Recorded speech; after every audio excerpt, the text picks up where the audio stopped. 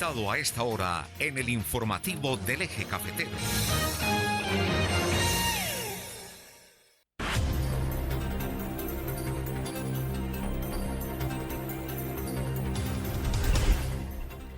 Son las 8 de la mañana, 5 minutos, y le damos los muy buenos días a nuestro invitado a esta hora de la mañana, el doctor Fernando Arias. Él es el cabeza de lista cerrada del Pacto Histórico acá en Risaralda. Doctor Arias, muy buenos días. Doctor Germán, muy buenos días. Un saludo muy cordial para la gente que trabaja aquí en cabina, para Fermín y la amable audiencia. Muchas gracias por brindarme este espacio en este... Tuvieron ustedes una consulta el pasado 26 de octubre, ¿cierto? Sí, señor. Y ahí escogieron quienes quedaban de primero. Usted quedó y encabezó la lista, y eso lo tiene encabezando la lista del Pacto Histórico, digamos, por el petrismo en Colombia. Sí, y de ahí en adelante ha venido desarrollando la campaña. Claro. Yo quisiera explicarle, si me permite, a la amable audiencia, que tuvimos una consulta el 26 y tuvimos, digamos, la orientación de 3 puntos, ¿no? El primero es que la lista se organizaría en estricto orden, de acuerdo con el resultado electoral. Sí, señor. El segundo es que la lista sería cerrada, como efectivamente lo es, y el otro aspecto es que sería con alternancia de género. Luego, como yo ocupé el primer lugar, el segundo renglón lo ocupa una mujer, pero casualmente ella también ocupó el segundo lugar en votación, que es Juliana Giraldo Vélez de Mistrató. Okay. El tercer lugar lo ocupa el compañero Oscar Jaramillo de Belén, sí. Y el cuarto lugar de aquí de Dos Quebradas, Luisa Carvajal. Entonces, o sea, son 2 mujeres, 2 hombres. Sí, y alternadamente, hombre-mujer en este caso, y hombre-mujer. Bueno, doctor Arias, digamos, el petrismo lo encarna usted aquí en el departamento de Risaralda. ¿Por qué votar por esa lista del Pacto Histórico? Bueno, yo pienso que el Pacto Histórico con el gobierno de Gustavo Petro ha iniciado realmente el cambio. Yo he sostenido que nosotros no estamos ahora proponiéndole y prometiéndole un cambio a la gente, no, es que el cambio ya está en marcha y ese cambio se ve en muchos aspectos. Para responder su pregunta, por ejemplo, en materia agraria, Petro ha adjudicado cerca de 1 millón de hectáreas nuevas de tierra a los campesinos, privilegiando a las mujeres víctimas, cabezas de hogar y víctimas del conflicto armado. Ha formalizado más de 1 millón de hectáreas de tierra de campesinos que no tienen título o no tenían título. Por ejemplo, con los adultos mayores ha privilegiado un tratamiento digno, le ha bajado el techo de la edad de 80 años, que era cuando los viejitos hombres tenían derecho a un auxilio de 80.000 pesos. Del bono de adulto mayor, ahora bajó a 65 años y las mujeres bajó de 75 años a 60. Y el aumento fue de 80.000 a 230.000 pesos. Los servidores de la fuerza pública, que yo también sostengo pues que otros personajes y otros líderes y gobiernos anteriores pues se hacían mucha algarabía diciendo los héroes de la patria, pero realmente los héroes de la patria los tenían mal pagos y mal alimentados. El gobierno de Petro, por ejemplo, lo que son los auxiliares de policía, cuando él llegó estaban recibiendo 300.000 pesos de bono. El año pasado terminaron con 900.000 y a partir del 1 de enero de este año ya tienen un salario mínimo legal y además vital completo. ¿Y estamos hablando de cuántos aproximadamente? Estamos hablando de unos 100.000 auxiliares de policía. Y los soldados regulares, también tienen el mismo beneficio. Son aquellos que van y pagan por el llamado servicio militar obligatorio, ¿no? Pero ¿por qué, Fernando, con el saludo cordial, por qué hablan los opositores y todo de que los escucho constantemente el abandono del presidente o del gobierno hacia las Fuerzas Armadas? Hablan de un abandono.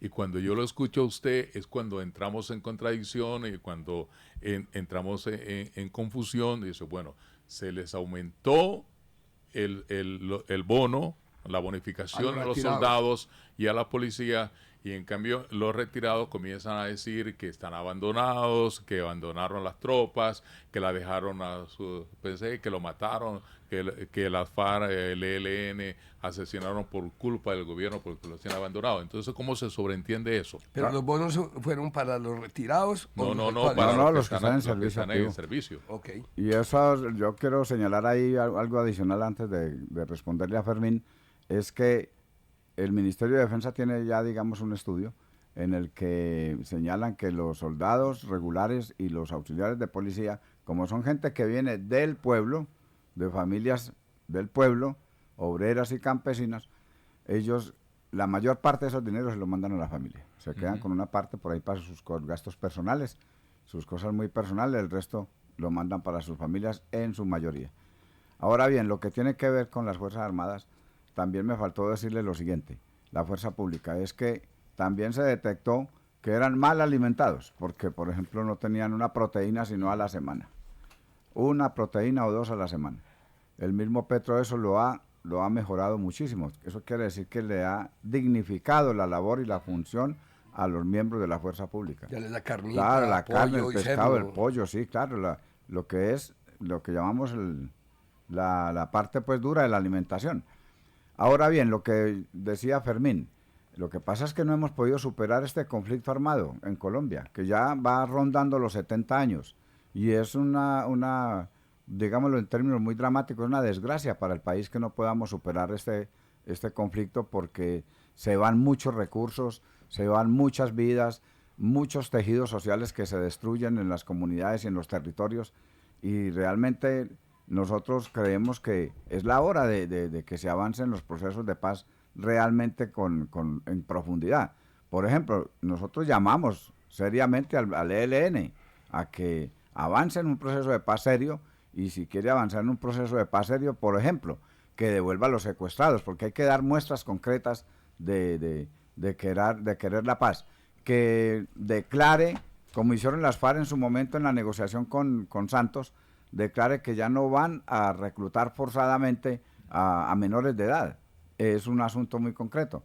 Y que no confinen poblaciones. No confinen poblaciones en algún momento con los llamados paros armados, porque eso realmente perjudica al pueblo y a las comunidades. Entonces, ese conflicto realmente no se ha podido superar. De manera que cuando menos pensamos, vienen noticias dolorosas para el país y dolorosas para todos los colombianos y colombianas.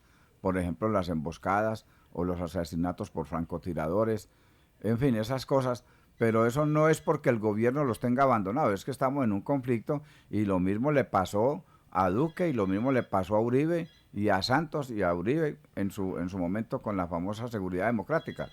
El hospital militar de Bogotá no bajaba los datos que tenemos nosotros de fundaciones que hacen los estudios y seguimiento al conflicto, como Fundepaz, es que no bajaba de 500 militares y policías heridos, mutilados en Bogotá. Después del mensuales, después del proceso de paz, con Santos esas cifras bajaron dramáticamente. No tenían, Fernando, nada que hacer los médicos ni enfermeras. Era el hospital totalmente vacío. Vacío. Bueno, me consta, porque alguna vez me invitó ahí un coronel y era el hospital vacío.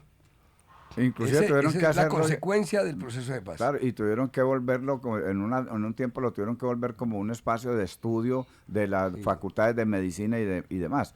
Entonces no es que el gobierno tenga abandonadas las fuerzas militares, tampoco desde el punto de vista presupuestal, ni tampoco desde el punto de vista de la dotación de herramientas propias pues de un ejército, ¿no es cierto?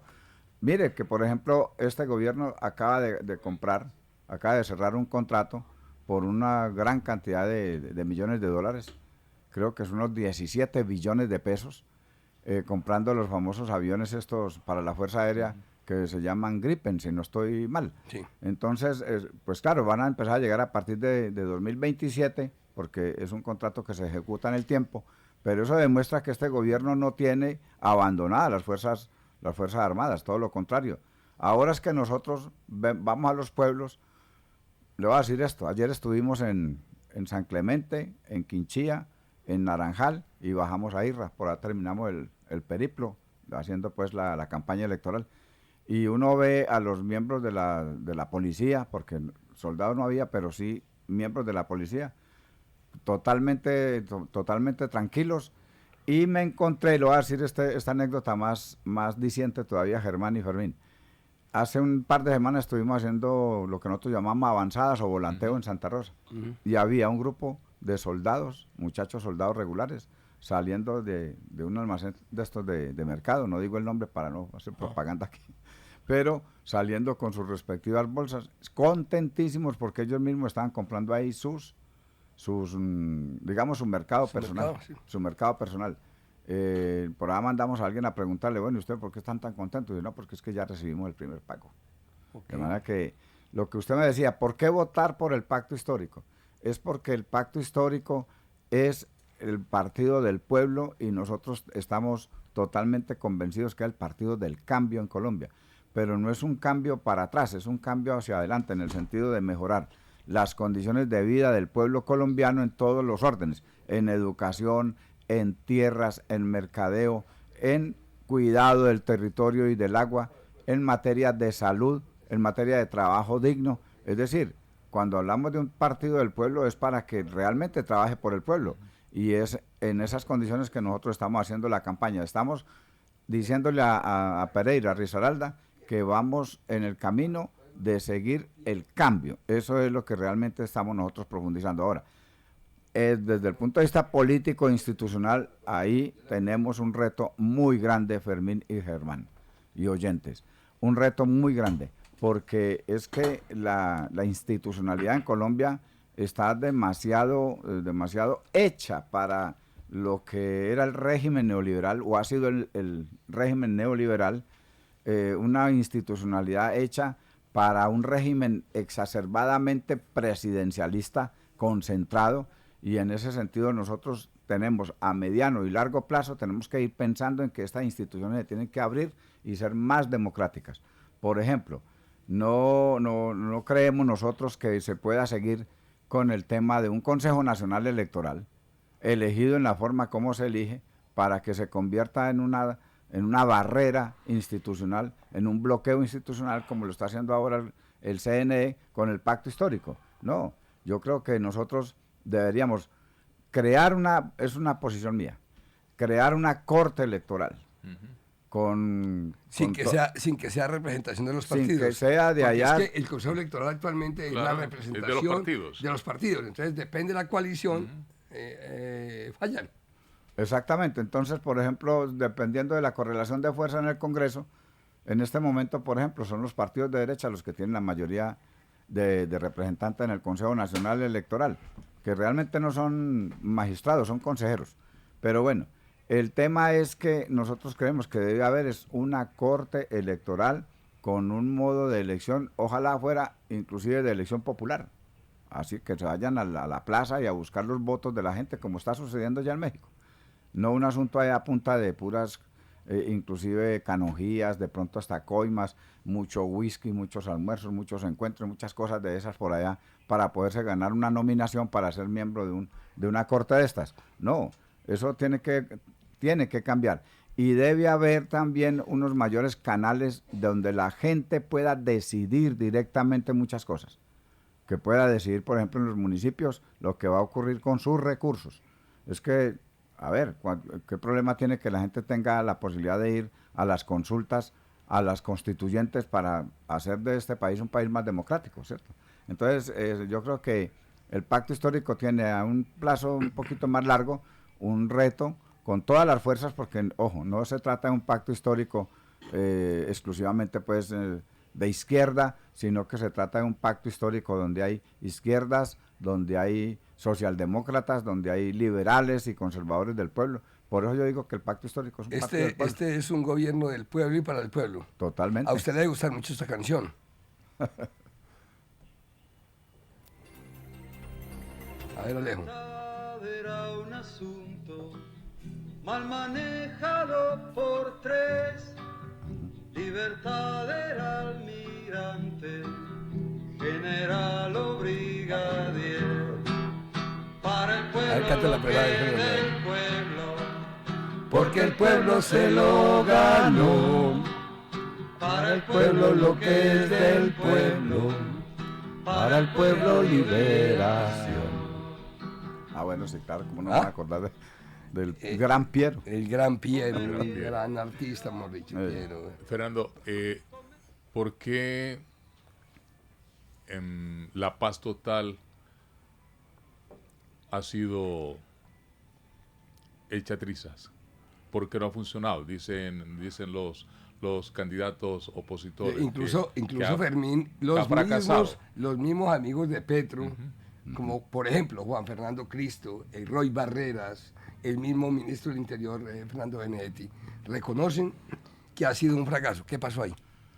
Bueno, a ver, yo creo que en primer lugar la intencionalidad del proyecto del pacto histórico en cabeza del presidente ya Gustavo Petro cuando inició es sin duda la orientación central de cualquier demócrata y más del pacto histórico y de Petro, porque Petro sabe de fondo y viene de las entrañas del conflicto armado en Colombia. A nosotros mismos nos ha tocado vivir las consecuencias del conflicto armado. Yo vengo de la Unión Patriótica, que ustedes me conocen. Sí, claro.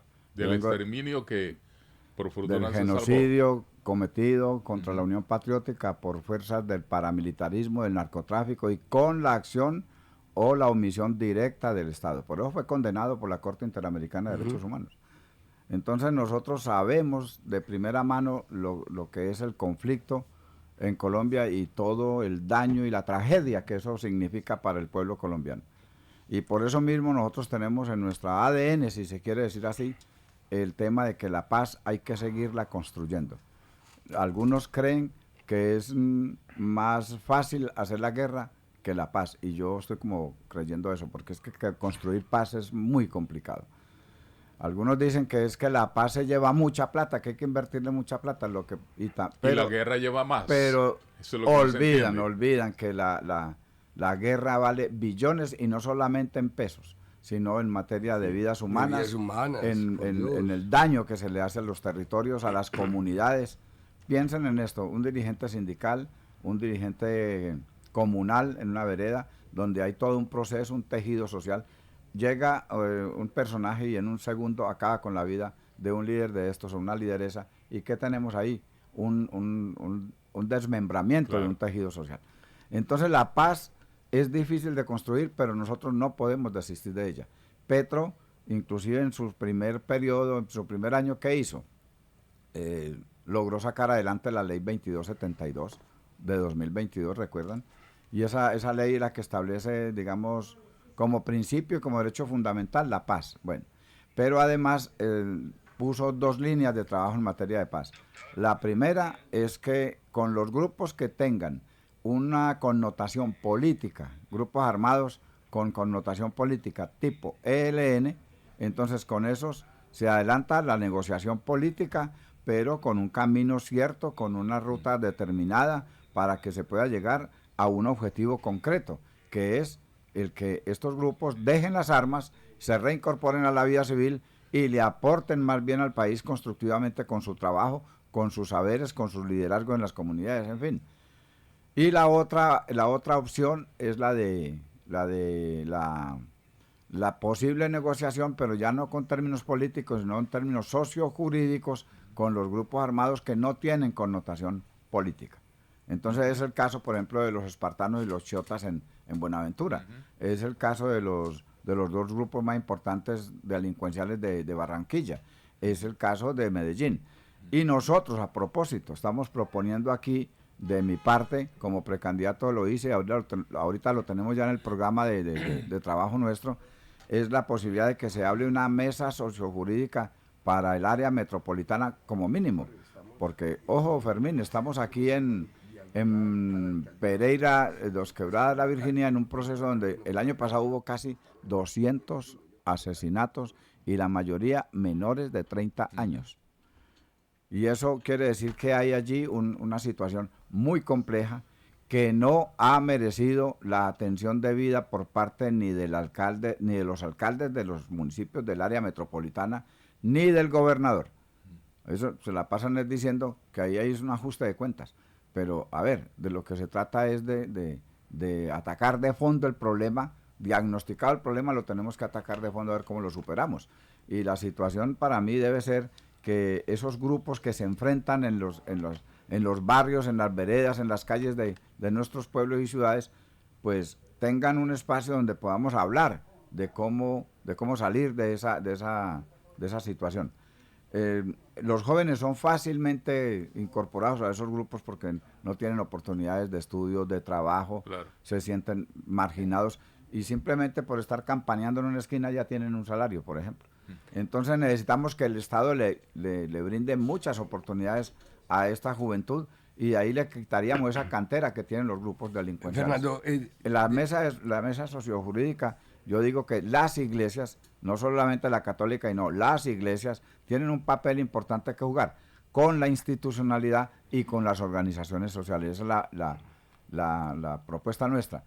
Entonces, Fermín, para redondear tu pregunta la respuesta a tu pregunta es que la paz total puede tener unas dificultades porque falta más voluntad política de unos grupos como el ELN, porque se presentan enredos con otros grupos como los de la Marquetalia, por ejemplo. las disidencias de las Las FARC. Y nunca disidencias. será fácil. Y además el presidente ha dicho algo que es como muy cierto, es que esos grupos en mucho se han desnaturalizado de su lucha política. Ajá. Y se han convertido en unos grupos, Narcotraficantes. en grupos que ya están haciendo pura economía ilegal.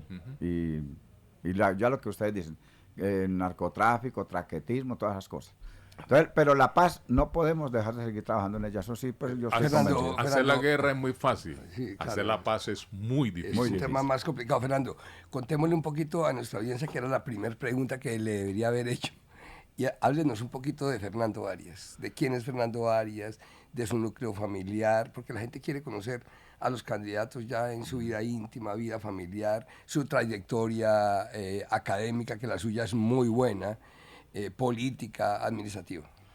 Bueno, Germán, muchas gracias por la pregunta. Sí, yo vengo de una familia humilde de la Virginia Risaralda.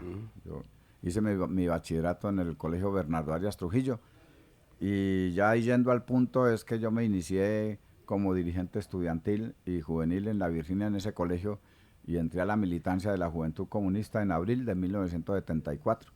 Ya próxima a cumplir años. 52 años ya. 52 años de lucha sindical, cívica, de Y izquierda. tenía 20. revolución. Usted tiene 72 años ya.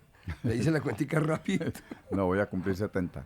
70, Bueno, sí. entonces, yo fui concejal de la Unión Nacional de Oposición, luego de todo ese proceso estudiantil, con paros cívicos, con sindicatos del ingenio, de la industria del mueble de la Virginia, de ABC y Clavijo, que existían en ese momento. Luego fui a los 22 años concejal de la Unión Nacional de Oposición en la Virginia, enfrentando allá a los famosos cacicazgos de esa época, ¿no? En ese momento era Arnulfo Caicedo, que después lo mataron. Y eso fue del 78 al 80. Y del 82 al 84 fui concejal del Frente Democrático, también en la Virginia. Y ya me casé, tuve mi primera hija y la situación se puso muy brava en la Virginia desde el punto de vista de mi subsistencia y de mi familia, porque ya no me daban trabajo. Y yo pues me tuve que ir para Pereira a ver qué otros vientos me soplaban. Y aquí me continué fue con el trabajo en el movimiento sindical, porque ingresé a la Confederación Sindical de Trabajadores de Colombia, CSTC, y creada la Unión Patriótica, el partido, la UP y el Partido Comunista consideraron que yo, por la experiencia que ya traía de la Virginia y mi desempeño en el movimiento Podía ser concejal de Pereira. podía ser concejal de Pereira y me pusieron de suplente del compañero. Y fue concejal de Pereira. Concejal Entre de otras Pereira. cosas, Fernando, Suplente de es que- Gildardo Castaño. De Gildardo. Gildardo Castaño fue masacrado por la extinción del gobierno, porque se ha demostrado que fue el ejército el que extinguió. Y Fernando Arias fue uno de esos sobrevivientes. Yo soy un sobreviviente. de Es hecho, un yo- sobreviviente de la Unión De la Patriótica, de la UTP. de la UP. De la UP. La Unión Y Patriótica claro, de la yo UP. también me tuve que refugiar pues en el exterior, pero entonces continuando fui concejal de la UP entre el 86 al 92, en los dos primeros periodos con Gildardo como yo suplente de él, lo asesinaron, asumí la Era un curul, gran dirigente, Gildardo. Uf, era muy brillante, para brillante. nosotros fue un golpe demoledor, brillante. un golpe muy grande, pero además de Gildardo nos mataron a otros líderes acá en Risaralda, aquí nos mataron por ejemplo el concejal de Quinchía, a Luis Emiro Rueda, Nos mataron el concejal de Marsella, a Ricaurte Ocampo. Nos mataron 2 presidentes de los sindicatos obreros del Ingenio, también militantes del Partido Comunista y de la Unión Patriótica. Mataron muchos militantes del Magisterio. Mataron a Luis Eduardo García, que era el presidente de la Central Nacional Provivienda. En fin, aquí no fue solamente Gildardo. Eusebio Toro, que era nuestro dirigente agrario aquí por los lados de Combia. Entonces nosotros fuimos sometidos a una suerte de genocidio, que acaba la JEP de reconocer que lo que se cometió con la UP es un genocidio. Sin duda alguna. Ya, sin duda alguna. Entonces, fui concejal ahí y el último periodo como concejal Germán fue con el Polo Democrático Alternativo en el periodo 2008-2011. Bien, también en la función pública, en el primer gobierno de elección popular de alcaldes, con Jairo Arango Gaviria, yo desempeñé el cargo de secretario general, un cargo de despacho, y en la primera elección de gobernadores con Roberto Galvez, le estoy mencionando a sus antiguos o actuales compartidarios. Mi mentor político. ¿Quién, Roberto? Roberto fue mi mentor Bueno, entonces político. yo fui secretario de él porque fui director del Instituto de Risaralda Cultural durante todo el periodo de él, que fueron 3 años. Y en la última ejercicio como empleado público fue en la alcaldía de Juan Pablo Gallo como director de la Oficina de Paz. Pero yo quiero dejarle muy clara a la audiencia, porque ustedes lo conocen acá en cabina, es que esos cargos yo los desempeñé fue porque la UP y el Partido Comunista hicimos acuerdos políticos, programáticos con los respectivos alcaldes, con Jairo Arango, con Roberto y con Juan Pablo. Es decir, yo aclaro que yo no llegué allá pues lagarteándome un puesto, ni llegué allá pues a ver cómo me dan algo pues ahí, una chanfaina, algo así parecido, sino que fue un acuerdo político y de por medio había un programa que cumplir. Por ejemplo, con Juan Pablo Gallo, yo rescato 2 puntos muy concretos. Uno, que el compromiso fue trabajar por la paz y crear el espacio administrativo de paz en Pereira, como efectivamente se creó, que es la Oficina de Paz, Reconciliación y Posconflicto. En su hechura, yo tengo mucho que ver en las funciones y demás, porque la trabajé con la entonces secretaria jurídica del municipio. Y el otro aspecto de ese acuerdo con Juan Pablo Gallo fue el mínimo vital de agua, al menos para los estratos 1 y 2. Y eso se empezó en el gobierno de Juan Pablo Gallo. Lo que pasa es que nosotros, valga la verdad, acudiendo a un dicho popular, es un huevo que lo hubiéramos podido cacarear mucho y no lo hicimos.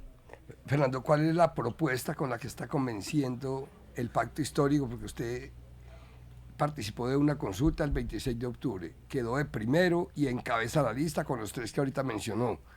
¿Cuál es la propuesta que ustedes le están haciendo a la gente de llegar a la Cámara de Representantes? Bueno, mira, nosotros estamos en este momento reivindicando varios puntos. Uno, desde el punto de vista del derecho a la tierra para el campesinado, nosotros creemos que tiene que haber una simplificación de los trámites de adjudicación de tierras en Colombia. Tiene que haber una simplificación porque hay una maraña de instituciones, de entidades, de unidades, un poco de cosas que se chocan entre sí. Eso fue creado en el gobierno de Santos en desarrollo del punto 1 del acuerdo de paz que se llama la reforma rural integral. Pero desde el punto de vista institucional a eso le falta simplificarlo mucho. Por eso no se ha podido avanzar tanto aún en el gobierno de Petro, a pesar de que lleva 1 millón de hectáreas adjudicadas. Desde el punto de vista de lo que tiene que ver con el fortalecimiento de la economía campesina y la protección del territorio, nosotros estamos promoviendo la propuesta de que se conforme una zona de reserva campesina, que tiene un asidero legal, que es la ley 160 del 94. Una zona de reserva campesina que vaya desde Santa Rosa, pase por 2 Quebradas y llegue a Pereira por lo menos, porque hay que decirle a la gente y a los campesinos y a los pueblos que conforman esta área que acabo de mencionar, que en la parte alta nosotros tenemos que cuidar los bosques nativos, la fauna, la flora y las fuentes de agua. Y eso por allá está lleno, lo están llenando de coníferas, pino y eucaliptos, que además no son árboles nativos que consumen demasiada agua y causan un daño estratégico y a largo plazo. A la tierra. Y aparte de eso, la zona de reserva campesina, además de proteger el territorio en los términos que acabo de mencionar, lo que tiene es la obligación, las entidades territoriales, y el Estado a nivel nacional de inyectarle recursos para unos planes de desarrollo específicos de la respectiva zona, que tienen que ver, por ejemplo, con vías, con educación, con salud, con apoyo a la economía campesina y valor agregado a los productos que ellos tienen. La producción agropecuaria en este momento, entre otras, tiene un nivel muy alto, de un peso muy específico en mantener los precios de los alimentos controlados. Es la producción agropecuaria lo que nos tiene en este momento así. Eso desde el punto de vista pues del campesinado.